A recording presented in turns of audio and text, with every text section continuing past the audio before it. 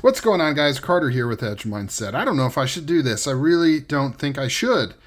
I've gotten a few requests for this, and I myself am curious and am thinking about taking out the stock bearings on this and putting in these thick washers, which I've done for this Redención right there.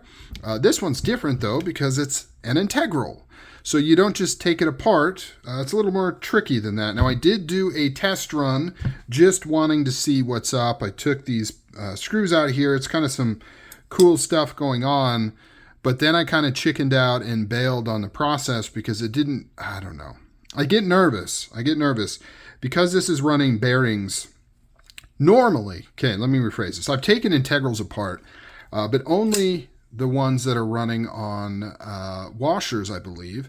And the idea is you just remove the pivot and then everything, you just slide it in, and it's not that big a deal. But because these are running on bearings, I believe the bearings are actually sitting in recesses in the handle, and then the blade is sliding in between. So I don't know. Should we give it a shot? I know most people are putting in skiff bearings. I'm the only weirdo that puts in washers. The other thing is I'm not going to be able to put grease on these washers because I can't get in there, so I'd have to run it on oil, and I don't know how well that's going to do. So I don't know. Let's see what we have. So we're taking off the front screw right here, pretty normal. This has a pivot collar, which doesn't want to come out. That's fine. We're going to take this out right here. Now this is kind of cool on this side. So this has this little guy right here that just fits in there, and you may be wondering why the shape. That is so that they can slide the stop pin, which rides in a channel inside the blade tang. They put it in here, and then this guy is what keeps it in place. I put it in backwards. It keeps it in place, which is kind of cool. So then this is about as far as I went last time, except I took this guy, and I really want to pop this out. Last time I took this apart, this pivot collar came right out, and now it does not want to come right out. Last time I think it came out with the screw, and now it doesn't want to come out. Let's see. I don't want to get too funky, but I've got to push this pivot through this side, and I can do it. I don't want to damage those threads. Oh, there we go. Well, that worked. All right, that just pulled it out right there. So here you can see that. Now we should be able to kind of loosen that up, push this through, and then we get to the scary part. So that comes through pretty easily. Very light, not a lot of tension to actually get the pivot out. Now here's where I chickened out, because this blade, just gonna do it. There we go. Okay. So these sit right in here. So that's not as bad as I thought. And then, okay. So we've got the little protector washers in there, and I've got one that is coming out.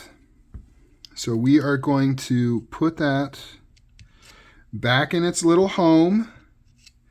So you can see it on this side. So here's the one on this side. And if you don't know what I'm talking about, they're a little steel washer that sits in between these bearings and the titanium, because you don't want these bearings, which are silicon carbide, riding directly on the titanium, because it'll wear a channel in there. And so what you would typically do is put that steel washer in there. Now, in a normal sandwich construction, it's not a big deal. But in here, you can see that makes everything sit super flush.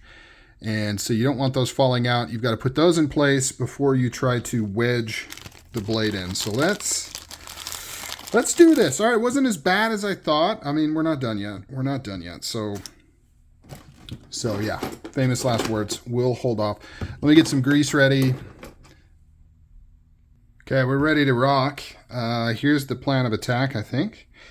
I'm going to put some grease on these bad boys. One for lubrication. Two, it's going to hold them in place on the tang of the blade. So kind of a win-win. It'll act as kind of like a little bit of a glue there. hopefully. Put that in. Cool. It's going to stay, or at least for now. We'll see. I'm trying to be gentle. I don't want these to fall out. I get the impression that this is one of those tasks where if everything goes right, it's actually pretty super easy. But the second something goes haywire, like washers don't stay in place, whether it's the steel ones or these ones or whatever, then all of a sudden things might get a little interesting. So now I am going to grease this up.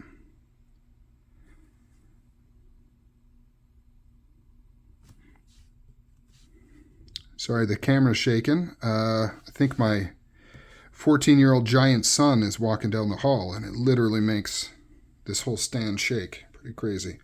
Okay, so now we are going to do this. We're going to relieve the pressure on that. Okay, come on.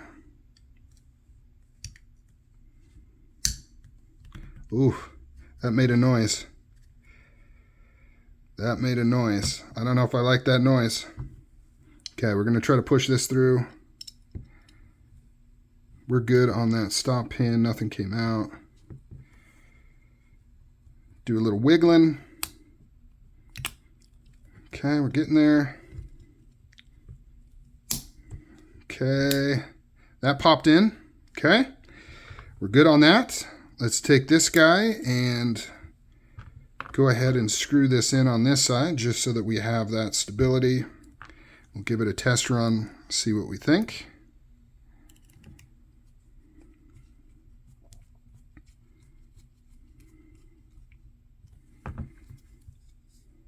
Okay.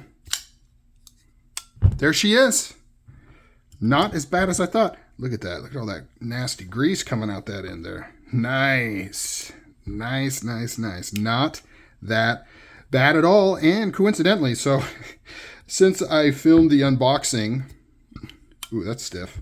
Since I filmed the unboxing of both of these integrals, I had to go buy another one. I had to get the other chisel in the satin finish. Okay, wait a minute. Before I get too proud of myself, this is really, really stiff. Some of this might be break-in.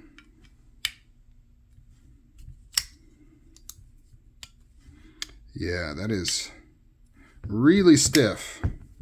I was curious.